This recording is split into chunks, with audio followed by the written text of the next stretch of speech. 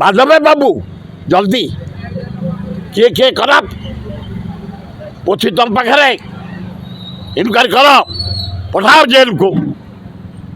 ଆଏ ତମେ ତ କ'ଣ ହାଁ ହାଁ ହେଉଛ ତମ MLA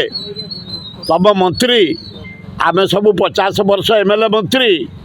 ଇଏ ହାଁ ହାଁ ହାଁ ହାଁ ଖାଲି ପୁରେଇ ଦିଅ ଆମେ କେବେ ଖାଇନଥିଲୁ କିଛି ହାଁ ହାଁ ହାଁ ହାଁ ଫୁଲ ହାଁ ଇଲେକ୍ଟ୍ରି ଲାଗିଛି ହାଁ ସଫା ହାଁ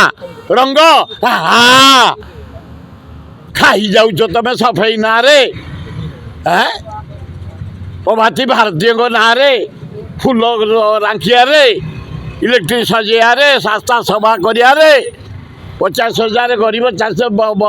ଖଟିକିଆ ଉଠା ଦୋକାନୀ ଭିକାରୀ କରିଦେଲ ଖାଲି ହାଁ ହାଁ ଇନକ୍ୱାରି କର